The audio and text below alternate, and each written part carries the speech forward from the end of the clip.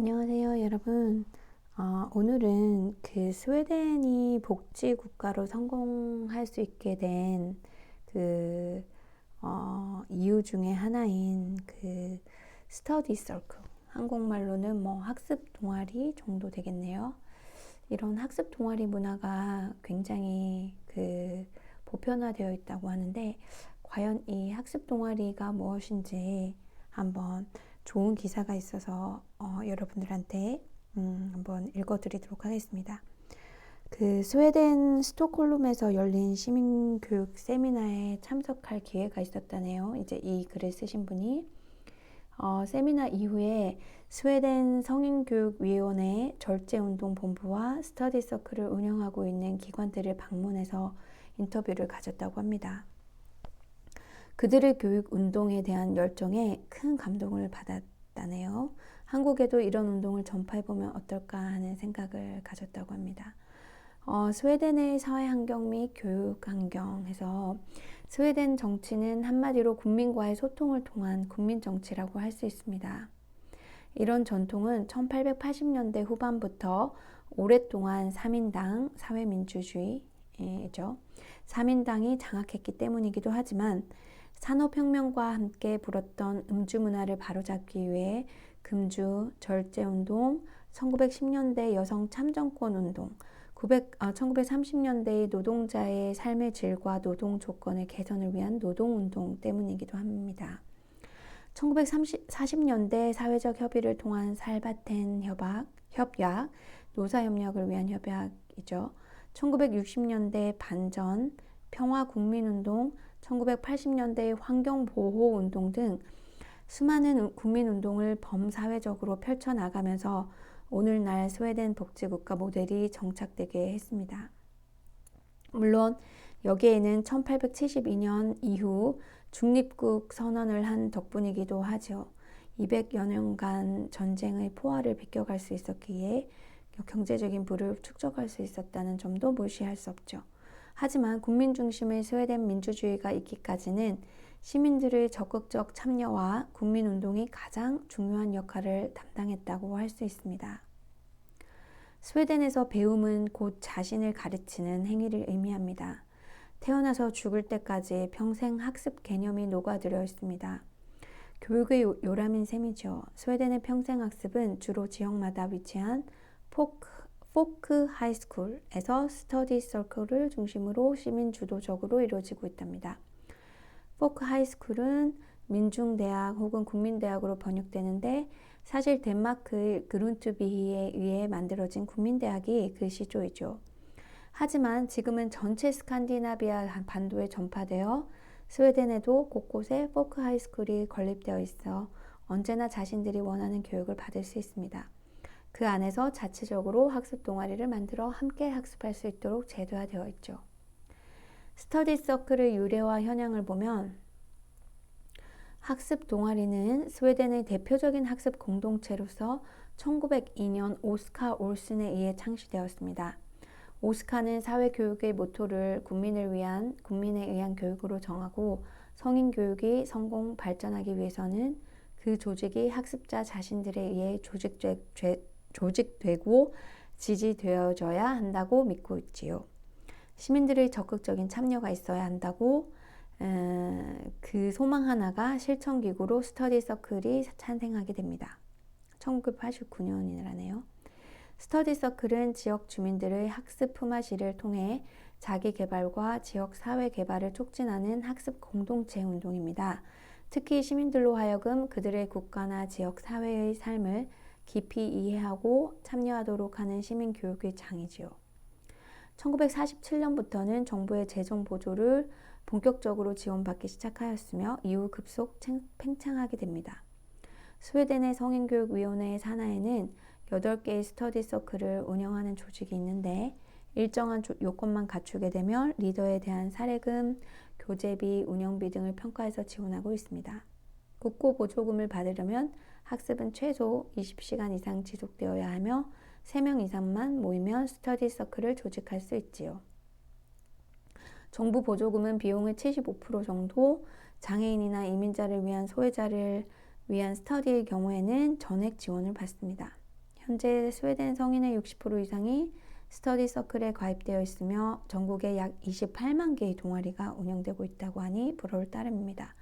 가장 최근 자료를 보니까 그 300만 명 이상의 이제 스웨덴 사람들이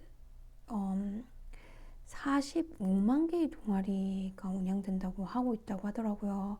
그래서 이게 갈수록 더 늘어나고 있고 인구 거의 1,000만 가까운 인구에서 정말 막 너무 많은 사람들이 가입이 되어 있어서 너무 신기했는데요. 정확한 숫자는 저도 더 조사를 해봐야겠습니다. 여기서는 60%, 이때가 2011년도 기사인데 60% 이상이라고 하면은 거의 뭐 600만 명인가요? 하여튼 정확한 숫자는 모르겠지만 정말 많은 성인들이 스터디 서클에 가입되어 있는 것 같네요. 스웨덴 학습 동아리를 통한 시사점. 스웨덴은 국가 차원에서 스터디 서클을 장려함으로써 성인들의 학습 기회 제공과 민주주의를 정착시키고 있다고 볼 수 있죠. 스터디 서클은 학습자의 자율적 참여와 참여자들의 협력 학습, 타인의 의견 및 개인의 관점 존중, 집단에서 도출된 지혜의 사회적 활용 등 여러 가지 측면에서 학습 공동체의 실천적 모범을 보여주고 있습니다. 이를 통해 시사받을 수 있는 점을 정리해보면 다음과 같습니다. 첫째, 스터디 서클은 학습자 중심으로 운영되며 개개인이 존중되면서 학습이 이루어진다는 점이다. 이는 학습 내용이나 주제가 학습자들에 의해 결정된다는 점, 학습자들이 조직 운영 시 돌아가면서 리더의 역할을 하도록 한 점, 그리고 주된 학습 방법으로 대화 토론이 사용된다는 점 등에서 잘 드러난다. 둘째, 공동의 학습을 지향한다는 점이다. 즉, 스터디 서클의 목표는 동의를 전제로 설정되며 모두가 공유할 수 있는 학습 방법의 선택, 그리고 누구도 만남에서 소외되지 않도록 조직 활동에 주의를 기울이고 있으며 실천적 의미를 중시하고 있다. 이는 나와 함께 더불어 사는 타인에 대한 배려를 중시한다는 것이며 이를 통해 시민의 자질을 기르고 있다. 셋째, 리더의 역할을 강조한다는 점이며 리더를 위해 성인학교협회에서 다양한 강좌를 제공한다는 점이다. 사실상 학습 동아리가 잘 운영되기 위해서는 리더의 역할이 중요하다. 그러므로 이들에 대한 교육과 훈련은 절대적이라고 할 수 있다. 이러한 역할을 성인학교협회에서 담당해주고 이들에 대한 사례금도 정부가 부담해 줌으로써 실질적인 운영이 가능해지는 것이다.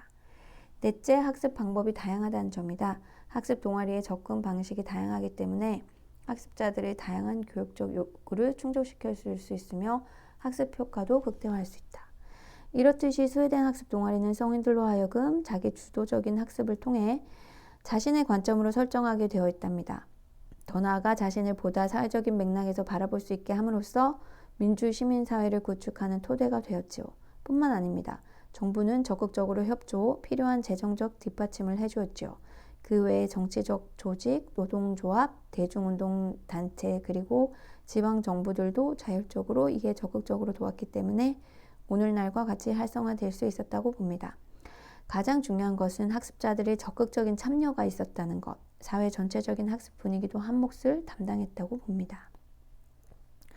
결국 스웨덴의 학습 동아리는 민과 간이 상호 협조하여 이루어낸 이상적인 학습 공동체의 전형이죠. 거버넌스, 협치를 실천한 것입니다. 스웨덴을 방문하면서 가장 놀라웠던 것은 스웨덴 사람들 대부분이 타인의 고통은 곧 나의 고통이라는 생각을 갖고 있다는 점, 기꺼이 남을 도울 준비가 되어 있다는 것을 확인할 수 있었습니다. 스웨덴 시민들은 정의로운 사회, 평등한 사회는 곧 스웨덴의 경쟁력이라는 생각을 갖고 있죠. 이러한 믿음은 스웨덴 복지사회를 만든 주요한 철학이자 배경입니다. 학습 동아리는 진정한 학습 사회를 위한 기초가 되고 있음을 느낄 수 있었습니다.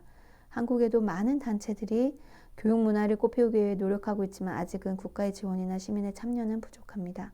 지금 당장은 힘들겠지만 가랑비에 옷 젖듯이 평생교육, 시민교육이 활성화되기를 기대해 봅니다. 정말 부럽습니다. 근데 부러워만 할 게 아니라 정말 우리나라에도 여러분들 이제 어플 중에 제가 지금 처음 활용하고 있는 소모임이란 어플도 괜찮고요. 그리고 그 지역마다 이런 우리나라에도 약소하지만 학습 동아리를 선정해서 이렇게 지원을 해주기도 하더라고요. 그러니까 이런 부분도 여러분들 좀 조사하셔서 주변에 좀 관심사가 같은 비슷한 분들과 이렇게 모여서 학습 동아리를 키워가 보면 재미도 있고 또 우리 사회 전체에도 큰 그런 좋은 그런 밑거름이 되지 않을까 그렇게 생각됩니다. 여러분 오늘도 행복한 멋진 하루 보내시고요. 내일 또 찾아뵙겠습니다. 감사합니다.